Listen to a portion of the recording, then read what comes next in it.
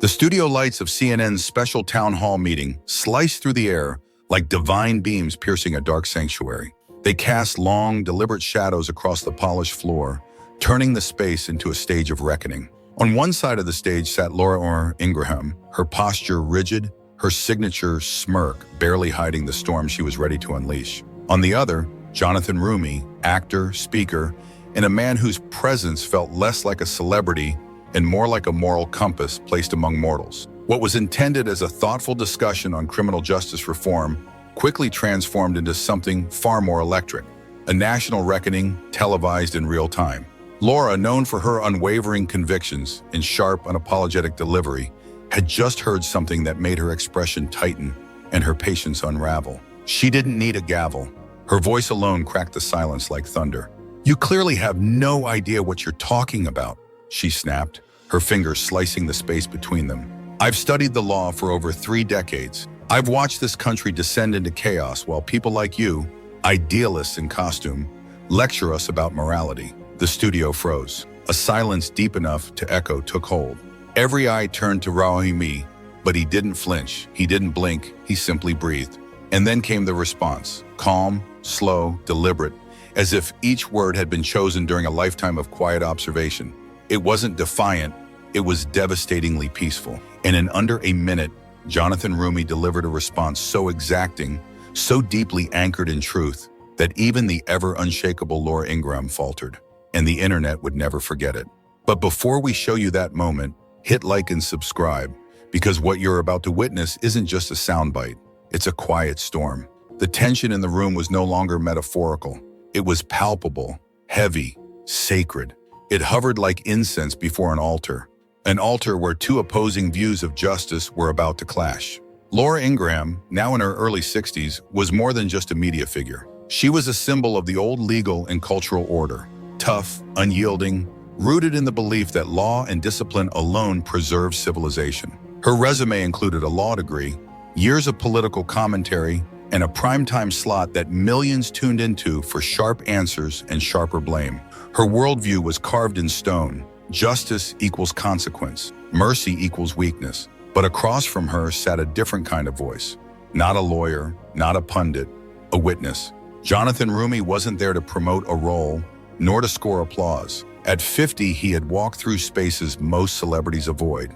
Inner-city prayer circles, prison chapels, halfway homes. He had spoken with the forgotten, prayed with the abandoned, and looked into the eyes of people who had been judged long before they were ever heard. Tonight, he wasn't acting. He was bearing witness. Roumie's understanding of justice hadn't been shaped in courtrooms. It had been sculpted in sanctuaries, in whispers of despair behind confessionals, in community centers, in migrant shelters, in the ache of a system that confused punishment with peace. To him, justice wasn't rigid. It was living. It breathed. And it often gasped under the weight of its own contradictions. This wasn't just a televised discussion. It was a referendum on the soul of justice itself. Laura Ingraham stood for order through authority. Jonathan Roumie stood for order through empathy. The host, Anderson Cooper, introduced them both with weight and reverence. Their credentials were outlined, their influence acknowledged. The first few exchanges were polite, even cordial, but it was clear to the audience something was building, like a storm behind glass. Laura made her case with conviction. The justice system is collapsing because we've made excuses the new law. Accountability is not optional, she declared. Roumie nodded, not in agreement, but in acknowledgement. Then with grace and gravity, he began to speak. He spoke of men forgotten by a system that never gave them a first chance, let alone a second. Of fathers jailed for nonviolent offenses. Of teenagers judged by the color of their zip code more than the content of their character. Of wounds left untreated in the name of order. And just as his words began to resonate, Laura interrupted, brisk, direct, unmoved. "That all sounds lovely in a sermon, Jonathan," she cut in, her tone biting. "But the real world isn't a church, and justice isn't a prayer." She smirked, but Jonathan didn't. He didn't push back. He leaned in, not physically, but spiritually, and what he said next would shake the room to its core. Laura Ingraham narrowed her eyes, her voice snapping like a taut wire. "That sounds nice in a poem," she scoffed, her tone dripping with disdain. "But the real world doesn't work that way."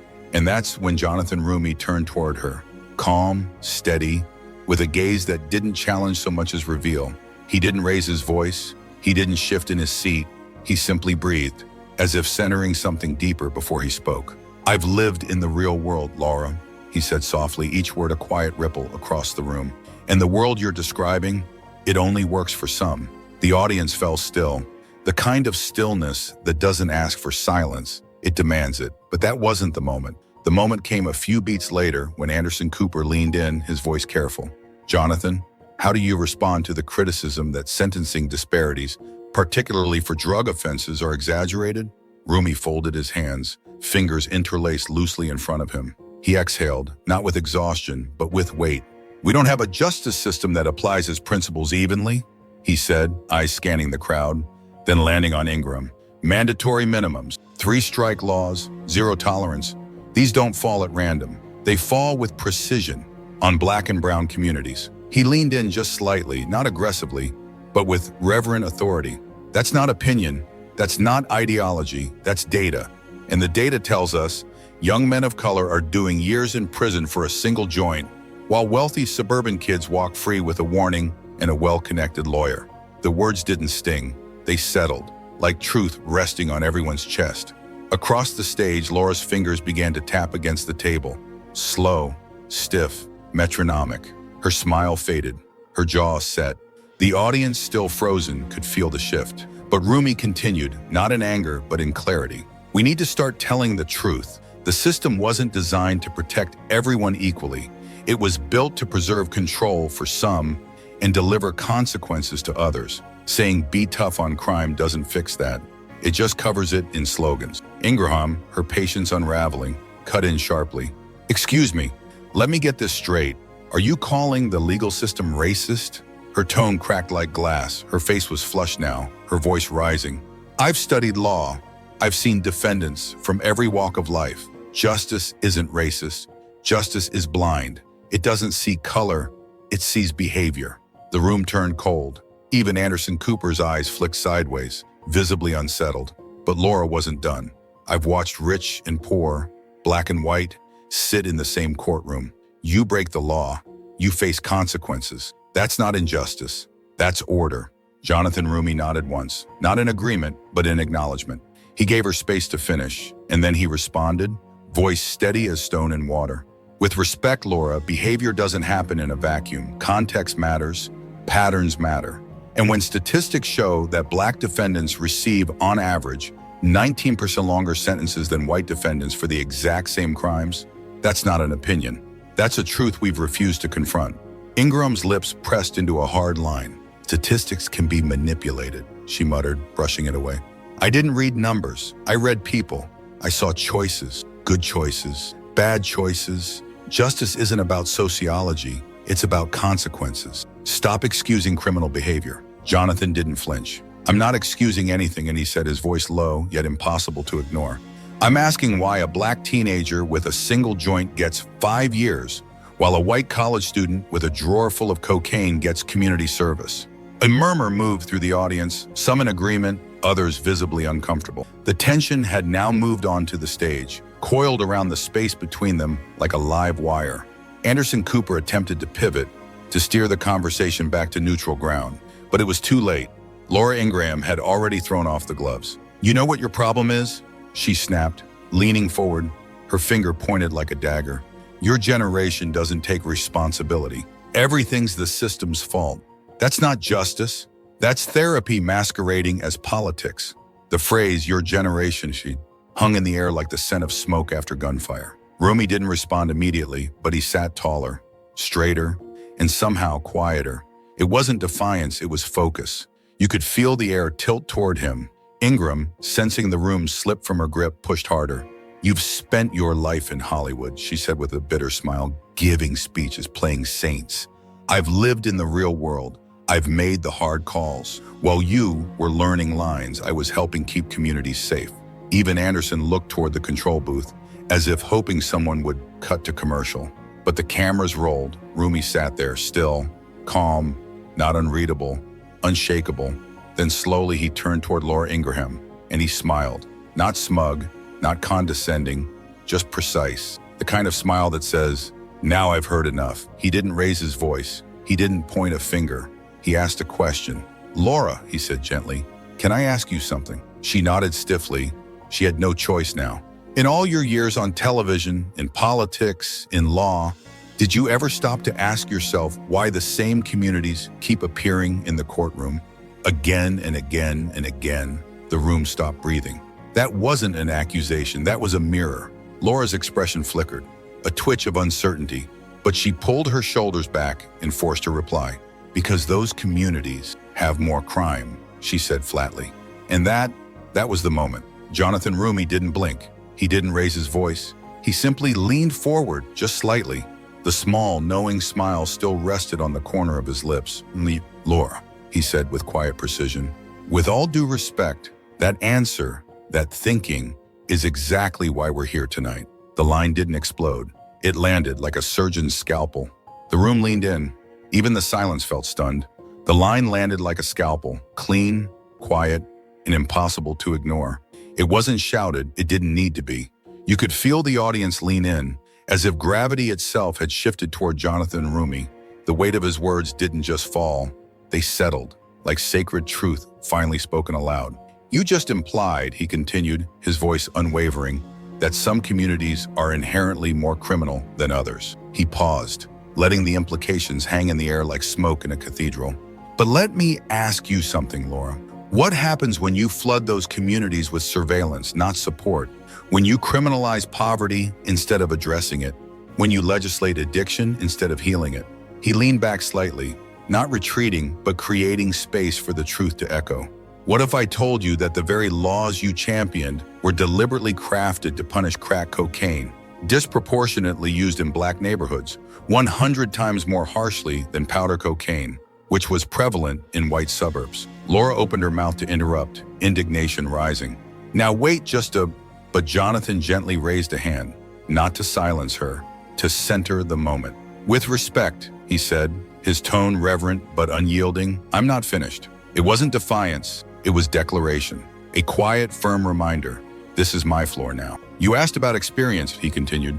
"Let me give you some." He turned slightly in his chair, his hands still folded, eyes calm but unrelenting.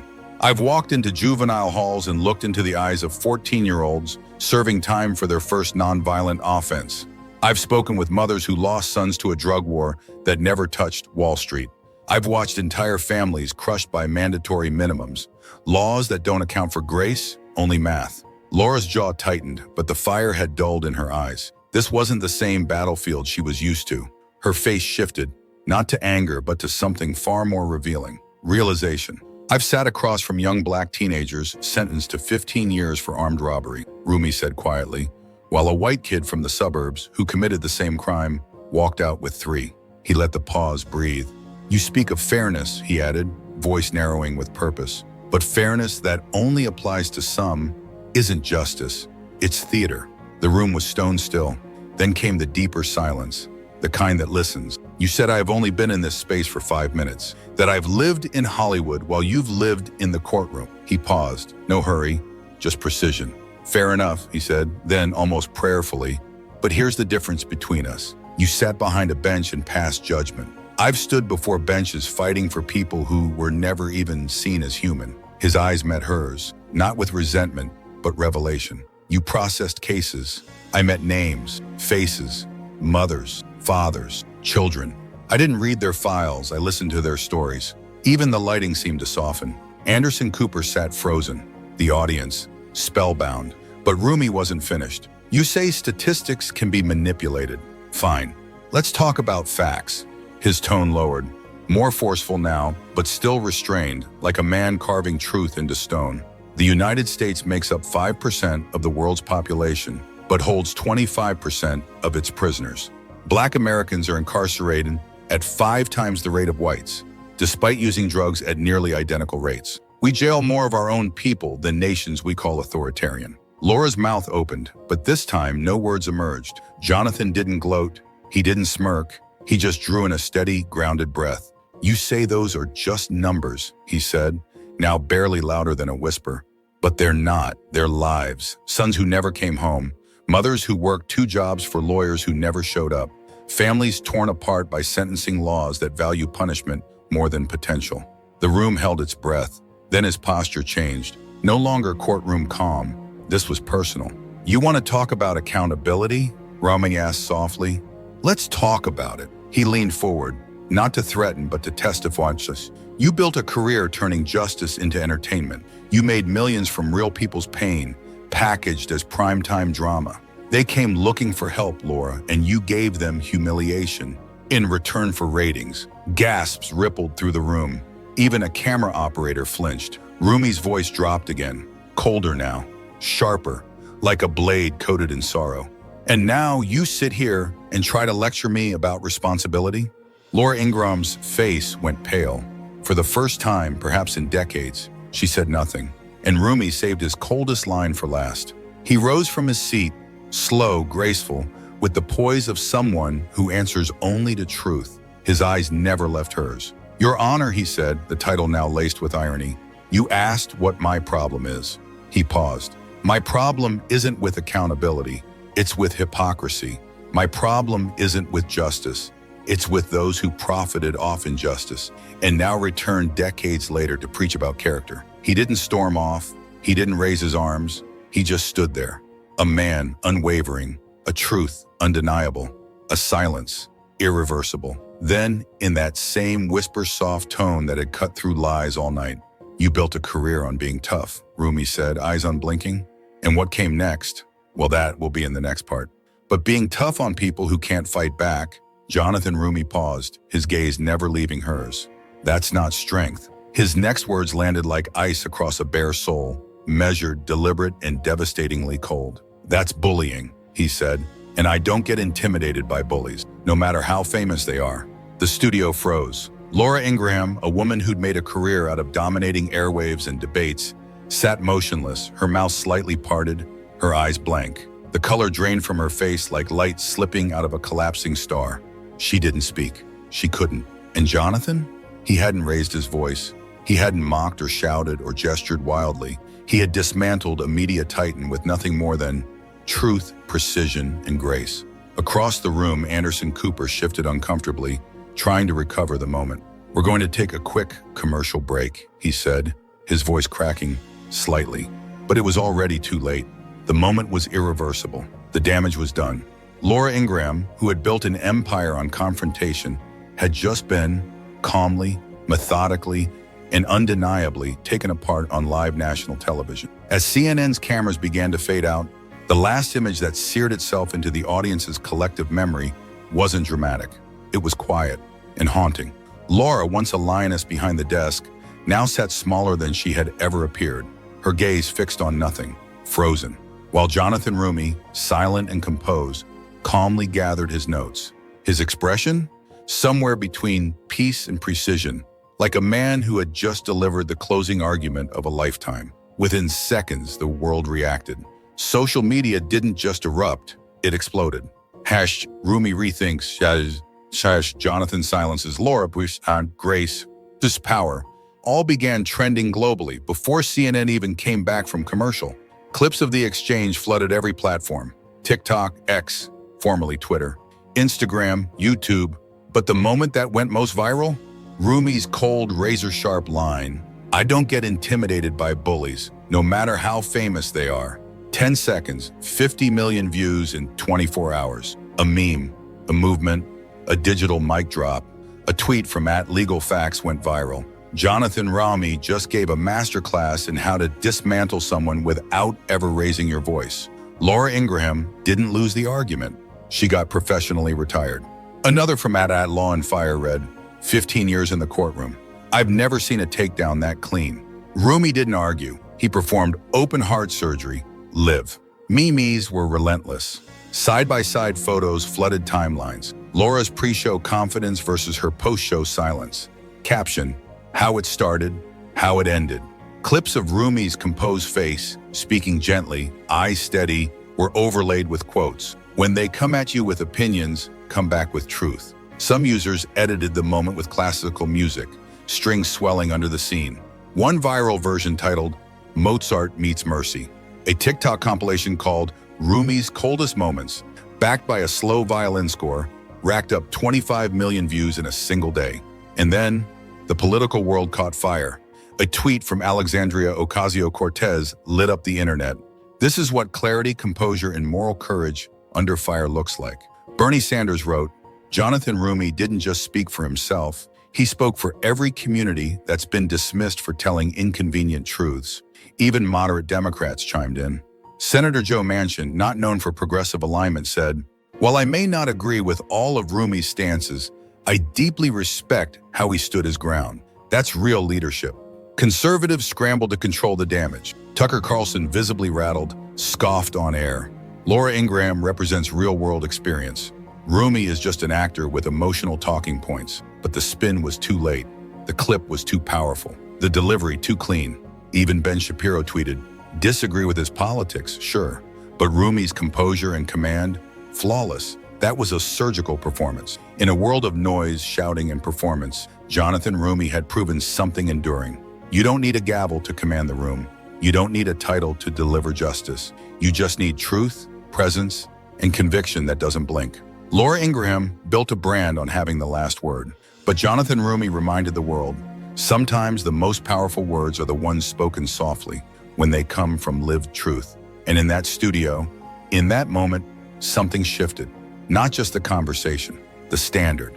Even conservative voices began to fracture under the weight of what had just happened. Ben Shapiro posted, I disagree with Jonathan Roumie's politics, but that wasn't a debate. That was surgical. Facts matter.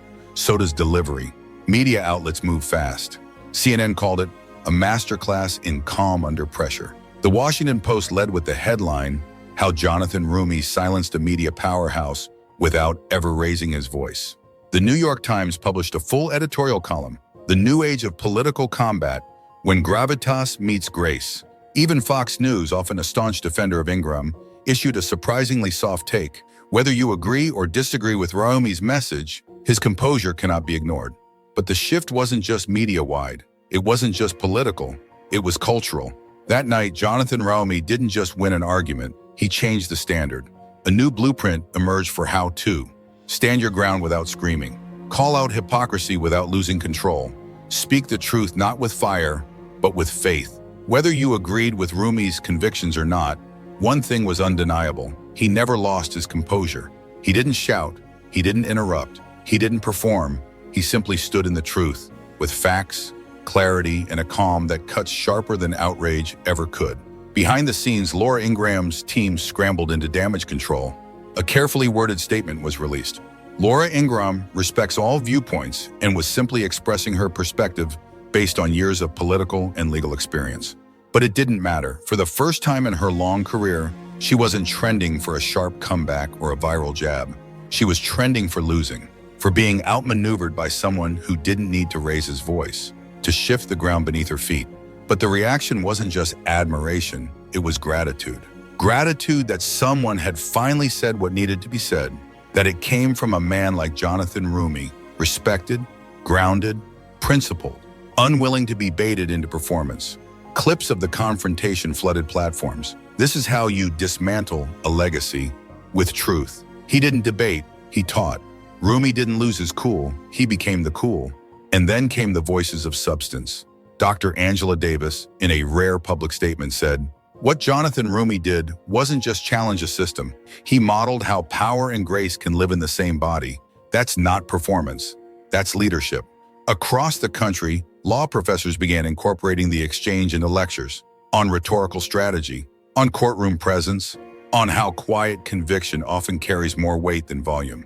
Leadership coaches called it a clinic in restraint. Political analysts began calling it a defining moment in modern discourse. But beyond the commentary, something more transformative had begun, a realignment. Because what happened on that stage wasn't just about two public figures. It was about what America is willing to listen to now. For decades, power in public life belonged to those who controlled the bench, yelled the loudest, got the last word. But that night, a new message rose. You don't need a gavel to command a room. You don't need volume to deliver justice. You just need truth, presence, conviction that doesn't blink. Laura Ingraham built a career on always having the last word, but Jonathan Roumie reminded the world, sometimes the most powerful word is the one spoken quietly, intelligently, and without apology. When it comes from a place of lived truth, That moment didn't just go viral, it entered the public consciousness. A masterclass in how to hold your ground, keep your dignity, end a confrontation. Not by overpowering someone, but by outclassing them. And in an age drowning in noise, spin, and performance, that more than anything is what people remembered. If you're watching this and wondering how we got here, you just witnessed it. A legacy challenged, a message delivered, a new kind of leadership born. Hit like, subscribe, and let us know in the comments. Did Jonathan Roumie say what needed to be said? Or did he just redefine how we talk about justice forever? We don't decide.